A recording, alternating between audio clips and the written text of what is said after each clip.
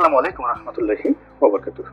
সম্মানিত দর্শক, এই মুহূর্তে বাংলাদেশের যে রাজনীতি, এখানে দায়িত্ববান যারা লোকজন রয়েছেন সমাজের বিভিন্ন স্তরে, তাদেরকে দল মত এবং ব্যক্তিগত রাগ বিরাগের ঊর্ধ্বে উঠে বুলন্দ আওয়াজ নিয়ে কথা বলতে হবে।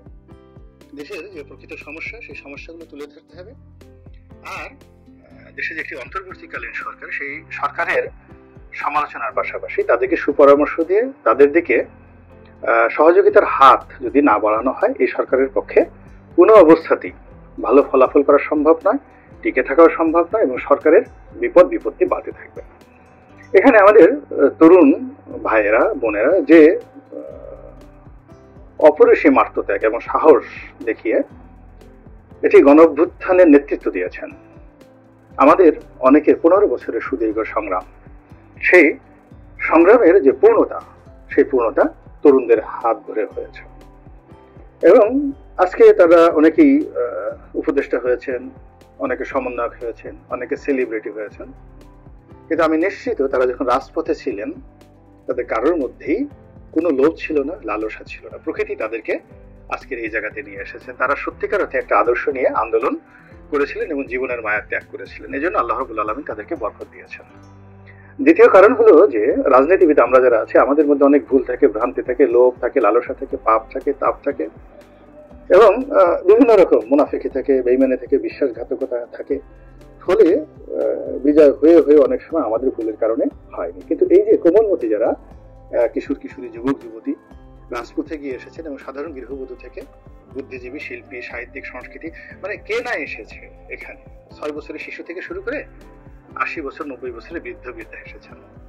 সিনেমার নায়ক থেকে শুরু করে একেবারে ঝাড়ুদার পর্যন্ত, রিক্সাওয়ালা পর্যন্ত সবাই এখানে একাত্মতা ঘোষণা করে এই যেমন একটি বিজয় নিয়ে এসেছেন। তাদের কারোর মধ্যে মুনাফিকি ছিল না, লোভ ছিল না, লালসা ছিল না, মন্ত্রী এমপি হওয়ার কামনা বাসনা ছিল না, টিআর কাবিকা চাঁদাবাজিতে ধান্দাবাজি করার কোনো তাদের ইচ্ছা ছিল না। ফলে তাদের প্রচেষ্টার প্রতি আল্লাহ রাব্বুল আলামিনের যে দয়া এবং করুণা ছিল এবং বরকত ছিল। এই জন্য আমরা এরকম একটি অবিস্মরণীয় বিপ্লবের আমরা অংশীদার হতে পেরেছি। তো আল্লাহ যখন কোনো একটি মানুষকে কোনো নিয়ামত দেন, তখন আল্লাহ চান যে আপনি সেই নিয়ামতের প্রশংসা করুন, শুকরিয়া আদায় করতে। যেহেতু আমাদের হাতে একটা অপ্রত্যাশিত নিয়ামত এসেছে, ডক্টর ইউনূস সাহেবের জন্য, তার উপদেষ্টা মণ্ডলীর জন্য, সমন্বয়কদের জন্য, এমনকি আমাদের জন্য পুরোটাই অপ্রত্যাশিত। শেখ হাসিনা ভাবে পালিয়ে যাবেন, এভাবে বড় বড় হারুন আঙ্কেল থেকে শুরু করে আরো সবাই পালিয়ে যাবেন, এটা আমরা আসলে কখনো কল্পনা করিনি। 5 তারিখে 6 তারিখে আমরা কল্পনা করতে পারিনি, কিন্তু এই ঘটনাগুলো এখন ঘটে গেছে। তো এই সময়টিতে আমাদের দেশের যে সম্ভাবনাগুলো, দেশের বিপত্তিগুলো, চক্রান্তগুলো, এগুলো নিয়ে খুব খোলামেলা কথা বলতে হবে। এবং আমি একেবারে আমাকে নিয়ে যারা আমার ভিডিও দেখেন, অনেকেই ইদানিংকালে আশাহত হয়েছেন আমি কেন ইউনূস সরকারের বিরুদ্ধে কথা বলছি। এটা আসলে বিরুদ্ধে নয়। এর কারণ হলো, দেখুন যে আমি এই সমালোচনা করার সঙ্গে সঙ্গে কতগুলো জিনিস নতুন যুক্ত হয়েছে, যেটি আমরা ফার্স্ট ম্যান প্রথমে দাবিগুলো করেছি। যেমন আমি একটা রোড ম্যাপ চেয়েছিলাম, নির্বাচনের একটা সময়সীমা, এবং আমি আমার সিক্স সেন্স এখনো বলছে যে বিএনপি যদি একটা নির্দিষ্ট সময়ের মধ্যে, সেটা 3 মাস হোক 6 মাস হোক, এর মধ্যে যদি নির্বাচনে অংশগ্রহণ করতে না পারে, সাংগঠনিকভাবে বিএনপি মারাত্মক বিপদে পড়বে। কোনো সংগঠনের কোনো কিছু তার নিয়ন্ত্রণে থাকবে না এবং দেশের যে চাঁদাবাজি থেকে শুরু করে এটা এমন পর্যায়ে চলে যাবে, সেটা চলে যাওয়ার ফলে সমস্ত বদনামিটা বিএনপির ঘাড়ে আসবে এবং এই পরিস্থিতি নিয়ন্ত্রণ করার জন্য সরকারকে সেনাবাহিনী মাঠে নামাতে হবে এবং সেনাবাহিনী যদি ধরে, কাদের ধরবে? বিএনপির লোকদেরকে ধরবে। তাহলে আমি যদি বিএনপির লোকদেরকে এই পরামর্শ দেই, এর প্রেক্ষাপটে যে খুব দ্রুত একটি রোডম্যাপ আপনি সরকারের কাছে চান এবং সরকারের কাছে চাওয়ার ফলে নির্বাচনে একটা সময়সীমা চান এবং দলকে সংগঠিত করেন, এটা বলেন বিএনপির বিরুদ্ধে বলা হলো। আচ্ছা, ডক্টর মোহাম্মদ ইউনূসের সম্পর্কে আমি যদি কথাটা বলি, আপনারা যারা তার সঙ্গে মিশেছেন, তিনি শিশুর মতো সরল এবং তিনি তার পেশাতে, অর্থনীতিতে তিনি বারবার বলেছেন যে আমি এখান থেকে চলে যেতে চাই এবং অর্থনীতি থেকে যাকে বলা হয় আমি আমার কর্মকাণ্ডের মধ্যে আমি সুখ শান্তিতে আছি। এবং তার এই সময়ের মধ্যে এই 5 তারিখের আগ পর্যন্ত 1 নম্বর টেনশন ছিল মরণের আগে তার মামলা মোকদ্দমাগুলোর একটা দফা হোক, আর তার ভয় ছিল যে মরণের আগে তিনি জেলে যান কিনা, এই দুটো ভয়। সেখান থেকে আল্লাহ রাব্বুল আলামিন যে জিনিসটি দিয়েছেন, এখন তিনি এই 3টা সমন্বয় করতে পারছেন না। আর যেহেতু তার পলিটিক্যাল উইল ছিল না, কখনো পলিটিক্যাল ডিজায়ার ছিল না, তিনি কখনো রাজনীতিবিদ হতে চাননি, বিভিন্ন থার্ড পার্টির পরামর্শে সেই 111-এর পরে তিনি সেই রাজনীতিবিদ হতে গিয়ে সে যে ক্ষতির শিকার হয়েছেন, তিনি নিজে নিজের হাতে কান ধরে বলেছেন যে আমি আর জীবনে রাজনীতি করব না, কিন্তু সেই মানুষটি আবার সেই রাজনীতির চক্রের মধ্যে পড়ে গিয়েছেন।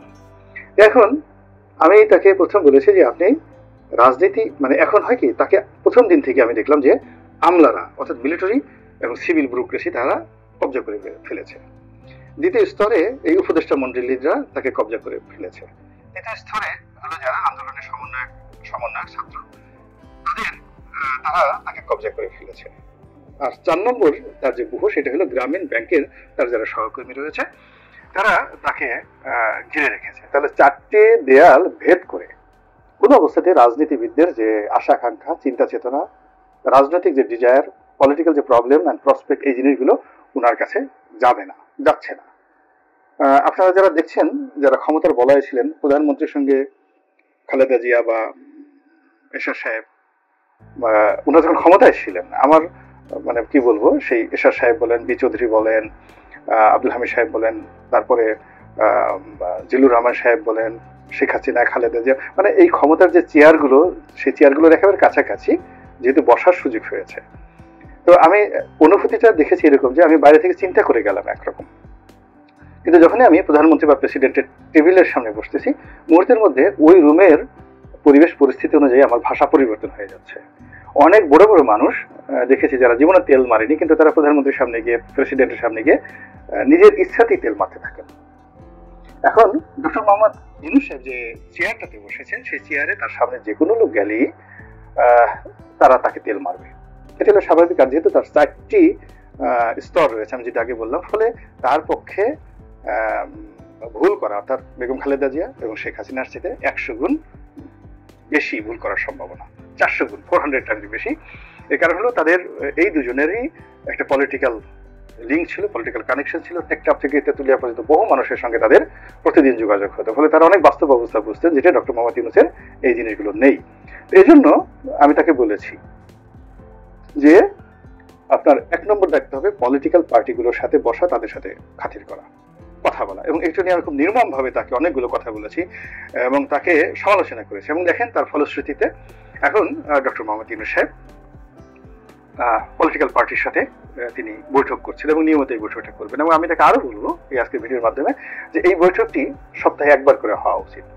এবং 1বার করে যদি তিনি এই কাজগুলো করেন, তাহলে তার যে সমস্যাগুলো রয়েছে, পলিটিক্যাল প্রবলেমগুলো রয়েছে, এটা 90% শুধুমাত্র এই চায়ের টেবিলে শেষ হয়ে যাবে।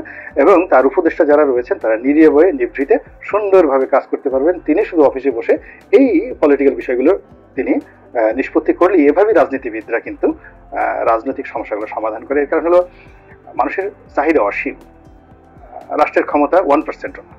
তো এই 99% মানুষকে রাজনীতিবিদরা মাথায় হাত বুলিয়ে, পিঠে হাত বুলিয়ে তারা শান্ত রাখে, কাউকে শাস্তি দেয়, কাউকে বকা দেয়, কাউকে দূরে ঠেলে দেয়, একটা সমন্বয় করে তারা এই কাজগুলো করে। এখন আপনি খুব ভালো মানুষ হলেন, খুব সৎ চিন্তা চেতনা, কিন্তু এই পলিসিগুলো যদি আপনি না নেন, আপনি ব্যর্থ হবেন। এবং সবসময় জ্ঞানী গুণী হলেই কিন্তু করা যায় না। যেমন দেখেন হযরত আমির মাবিয়া রাদিয়াল্লাহু তাআলা আনহু, তাকে নিয়ে আমাদের অনেক কথা আছে, অনেকে নেতিবাচক আলোচনা করেন। আবার হযরত আলী রাদিয়াল্লাহু তাআলা আনহু, তার সম্পর্কে আমাদের ধারণা অনেক বেশি। তাকে আমরা ইলমে মারিফতের বাদশা বলি, জ্ঞানের দরজা বলি। পৃথিবীর যত জ্ঞান, সে আলী রাদিয়াল্লাহু তাআলা আনহুর দরজা দিয়ে না ঢুকলে সেই জ্ঞানের শহরে কেউ ঢুকতে পারবে না। জ্ঞানের শহর হুজুর পাক সাল্লাল্লাহু আলাইহি ওয়াসাল্লাম, আর সেই শহরের দরজা, সদর দরজা হলো হযরত আলী। এটা সহিহ হাদিস। এত বড় একজন জ্ঞানী মানুষ যখন রাষ্ট্র ক্ষমতায় বসলেন, তো তিনি প্রথমে যুদ্ধে জড়িয়ে পড়লেন কার সঙ্গে? উম্মুল মুমিনিন মা আয়েশা সিদ্দিকা রাদিয়াল্লাহু তাআলা এর সঙ্গে। একেবারে স্পর্শকাতর, সেন্সিটিভ একটা যুদ্ধ, অনেক ক্ষয়ক্ষতি হয়েছে। তারপর তিনি বেশ কয়েকটি যুদ্ধে জড়িয়ে পড়লেন খারেজিদের সঙ্গে। এরপর তিনি যুদ্ধে জড়িয়ে পড়লেন সেই সিফফিনের যুদ্ধ, আমির মাবিয়ার সঙ্গে।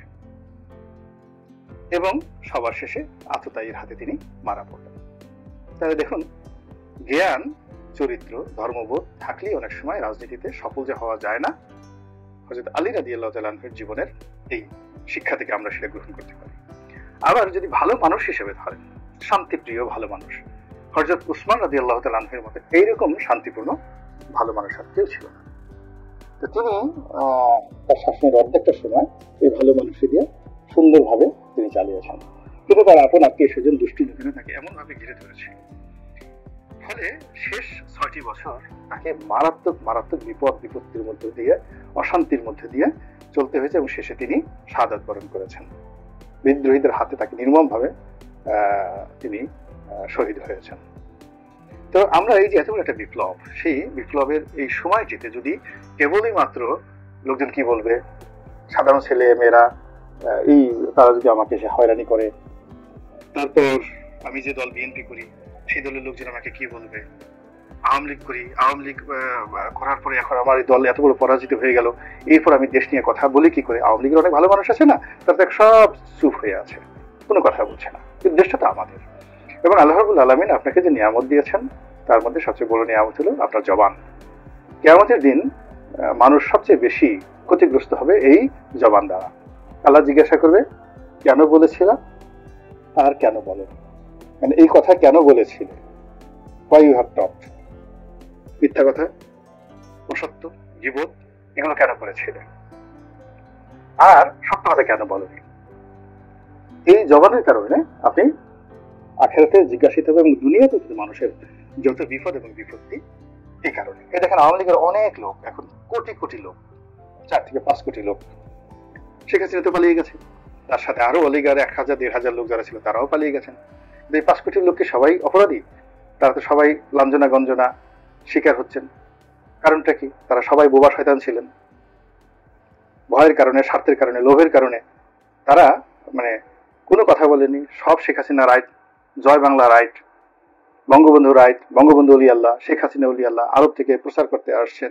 এখন বলেন একটু দেখি গিয়া, তার মূর্তি করতে হবে, তার মূর্তির গলায় মালা দিতে হবে, আমি কেন মুজিব কোড পড়ি না, তারপরে শেষে আমি কেন সেই 15ই আগস্টের দিন সেই টুঙ্গিপাড়াতে গিয়া, টুঙ্গিপাড়া যে 32 নম্বর গিয়া সেই বঙ্গবন্ধুর মানে প্রতিকৃতিতে এটা দেই না, এই জন্য আমি জামাতের লোক। এই সমস্ত কথাবার্তা আওয়ামী লীগ জমানাতে আমাকে শুনতে হয়েছে, আমি সেগুলো ফেস করেছি।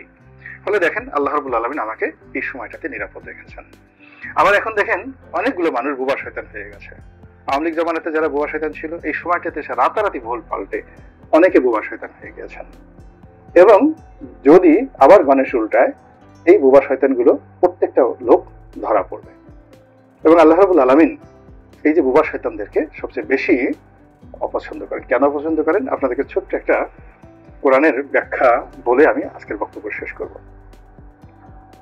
দেখুন, মানুষ তৈরি করার আগে আল্লাহ রাব্বুল আলামিন মানুষের জন্য গঠনতন্ত্র বা সংবিধান তৈরি করেছেন, সেটা কি? আল কোরআন। এবং প্রথমে আল কোরআন তৈরি করেছেন, তারপরে তিনি এই পৃথিবীর মানুষ যে আসবে তার জন্য পাহাড় পর্বত নদী নালা বৃক্ষলতা এই সবকিছু তৈরি করার আগে পৃথিবীকে 450 বছর ধরে, 450 কোটি বছর ধরে এই পৃথিবীকে ঠান্ডা করেছেন, শীতল করেছেন, তপ্ত পৃথিবী শীতল করেছেন। তারপর বৃক্ষলতা পশু পাখি পিঁপড়ে যত প্রাণী সব মানুষের আগে তৈরি হয়েছে, তারপরে মানুষকে পাঠিয়েছেন আশরাফুল মাখলুকাত হিসেবে। সূরা আর রহমানে দেখেন আল্লাহ রাব্বুল আলামিন কত সুন্দর করে বলেছেন যে আর রহমান, তোমার দয়াময় মালিক তোমাদের প্রতি রহম করেছেন। কি দিয়ে রহম করেছেন? সবার আগে সেটা হলো কোরআন। আর রহমান আল্লামাল কোরআন। তো এই যে আল্লামাল কোরআন, এটা দ্বারা যদি আপনি জীবনে আসেন, সেটা হলো আপনার জীবন চালানোর জন্য আপনার একটা নিয়ম নীতি সংবিধান দরকার হবে। এটা আপনার জীবনের প্রথম, যেভাবে মানুষের জন্য প্রথম নিয়ামত হলো আল কোরআন। আইন কানুন থাকতে হবে, ল অ্যান্ড অর্ডার সিচুয়েশন থাকতে হবে, এবং ওটা মান্য করতে হবে। তাহলে দ্বিতীয়ত হলো আপনাকে মানুষ হতে হবে। আর রহমান আল্লামাল কোরআন খলাকাল ইনসান। এই যে আপনাকে মানুষ হিসেবে আল্লাহ রাব্বুল আলামিন তৈরি করেছেন, এটা আপনার জন্য দ্বিতীয় এহসান, দ্বিতীয় রহম। আইন কানুন, কোরআন, বিধিমালা, তারপরে দ্বিতীয় কারণ। আর থার্ড হলো আপনাকে বয়ান দিয়েছেন, আপনাকে জবান দিয়েছেন, আল্লাহ মাহুল বায়ান।